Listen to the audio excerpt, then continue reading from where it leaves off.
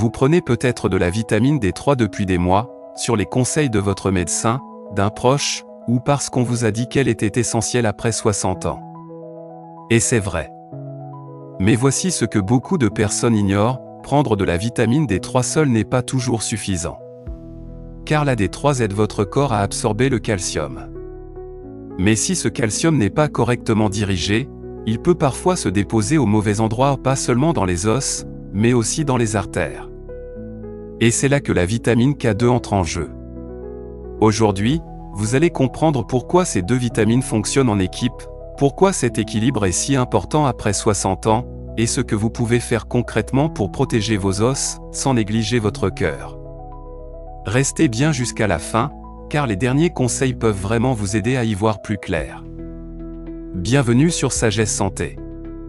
Cette chaîne est là pour vous aider à mieux comprendre votre santé, avec des explications simples, claires et utiles au quotidien.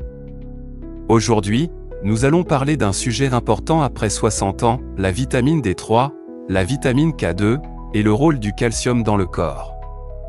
On entend souvent parler de la vitamine D3. On parle parfois du calcium. Mais ce que beaucoup de personnes ne savent pas, c'est que sans vitamine K2, l'équilibre peut être incomplet. Alors, à quoi sert vraiment chacune de ces vitamines? Et pourquoi sont-elles souvent plus utiles ensemble que séparément? Commençons simplement. La vitamine D3 joue un rôle essentiel dans votre organisme. Sa mission principale est d'aider votre corps à absorber le calcium contenu dans les aliments. Sans elle, même si vous mangez des produits riches en calcium, votre intestin l'assimile moins bien. Autrement dit, la vitamine D3 ouvre la porte au calcium. C'est une fonction importante, surtout avec l'âge, car les besoins restent élevés alors que l'absorption devient parfois moins efficace. C'est pour cette raison que beaucoup de personnes de plus de 60 ans reçoivent une recommandation ou une prescription de vitamine D3. Mais il faut comprendre une chose essentielle. Faire entrer le calcium dans le corps, c'est une étape. S'assurer qu'il va au bon endroit, c'en est une autre. Et si cette deuxième étape ne se fait pas correctement, cela peut devenir un vrai problème avec le temps. Le calcium est indispensable. Il contribue à la solidité des os et des dents, mais aussi au bon fonctionnement des muscles, des nerfs et du cœur. Le problème, ce n'est donc pas le calcium lui-même. Le problème, c'est lorsqu'il circule sans être correctement orienté. Dans ce cas, une partie peut se déposer dans des zones où il n'a rien à faire, notamment dans les artères.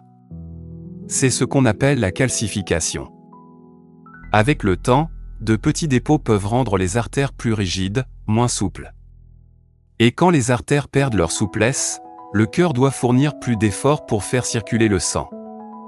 Ce phénomène est souvent silencieux. On ne le sent pas forcément au début. Mais il peut s'installer progressivement au fil des années. La bonne nouvelle, c'est que le corps possède un système de régulation. Et ce système dépend en grande partie d'un nutriment encore trop souvent oublié, la vitamine K2. La vitamine K2 est différente de la vitamine K1, que l'on associe surtout à la coagulation sanguine. Son rôle est ailleurs. La K2 aide à activer certaines protéines chargées de guider le calcium vers les bons endroits. L'une d'elles aide à fixer le calcium dans les os et les dents. Une autre aide à limiter son accumulation dans les artères et dans les tissus mous. Sans vitamine K2, ces protéines fonctionnent moins bien. En termes simples, la vitamine D3 favorise l'entrée du calcium, et la vitamine K2 aide à l'orienter correctement.